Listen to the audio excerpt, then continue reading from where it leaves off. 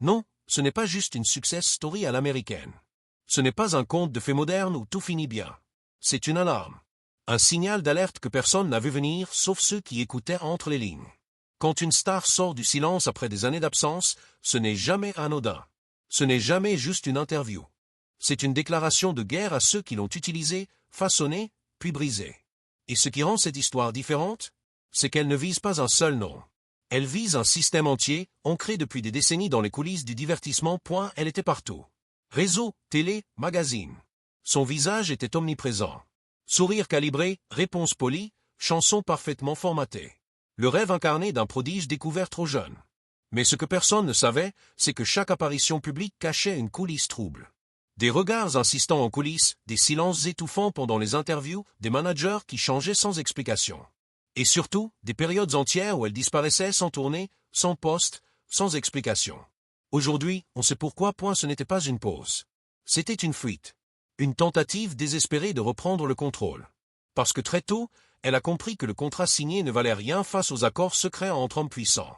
Derrière les clips et les récompenses, il y avait autre chose. Des soirées à huis clos. Des obligations qui n'avaient rien à voir avec la musique. Et ce mot qu'on évite toujours de dire à haute voix dans l'industrie. Exploitation. Quand elle a été découverte, elle n'avait que 14 ans. C'était une enfant avec une voix, une énergie, un avenir. Du moins, c'est ce qu'on nous a vendu. Car très vite, cette découverte s'est transformée en saisie. On l'a mise sous contrat, présentée comme la nouvelle révélation, et parachutée dans un monde d'adultes qu'elle ne comprenait pas encore. Mais ce n'était pas un hasard. C'était calculé. On voulait quelqu'un de jeune, malléable, influençable.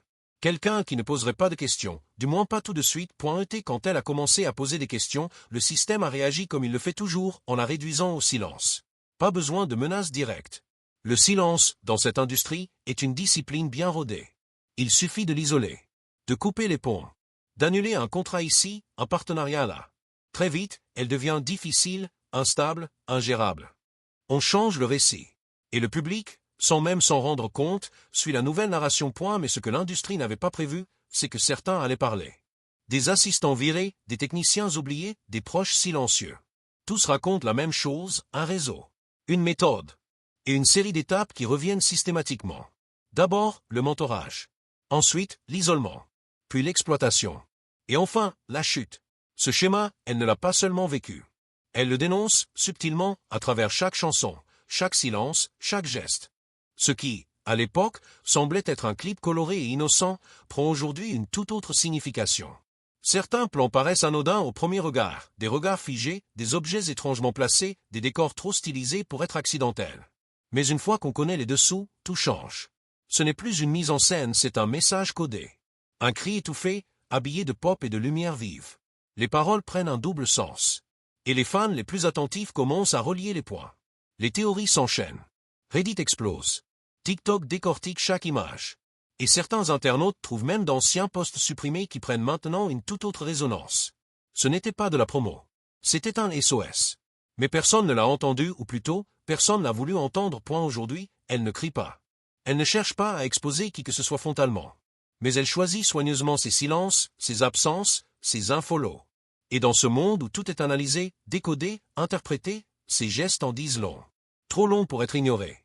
Elle évite les tapis rouges. Elle ne répond plus aux invitations. Elle décline les interviews. Elle n'a pas besoin de dire les noms. Ils savent. Elle sait qu'ils savent. Et c'est ce jeu silencieux qui rend l'ambiance aussi tendue. Parce qu'ils ont peur. Peur qu'elle dise tout. Peur qu'elle montre ce qu'elle a gardé pendant tout ce temps. Ce qu'elle traverse n'est pas un cas isolé.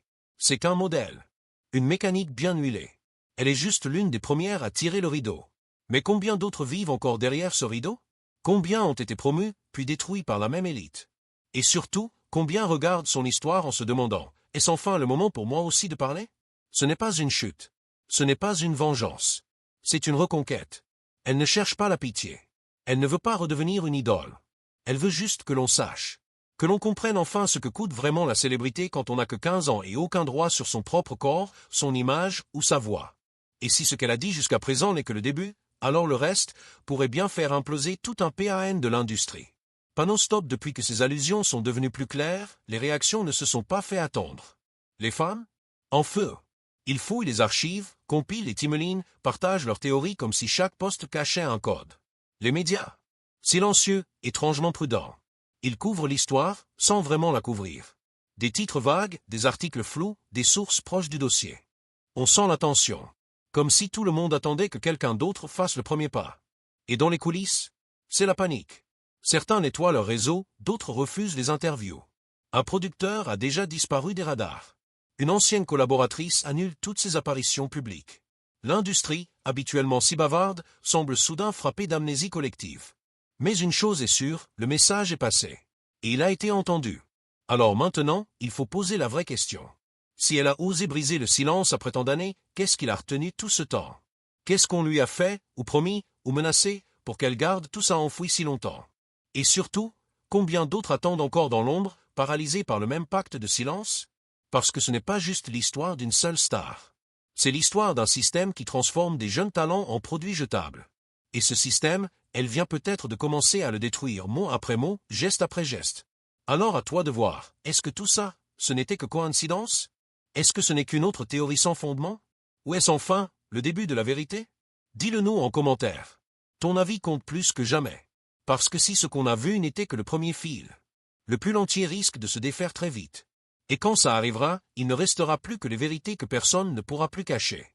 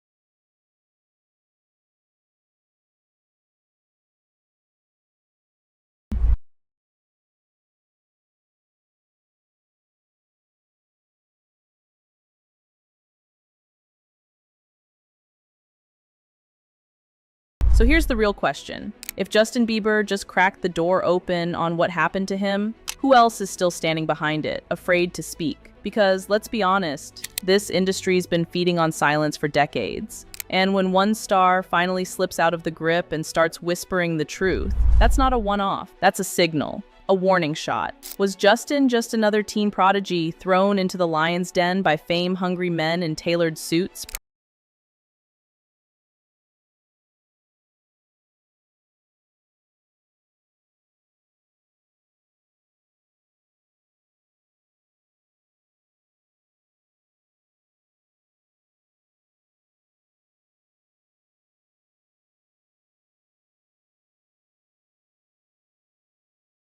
Baby, the main event might flip the entire damn table. So drop your thoughts in the comments.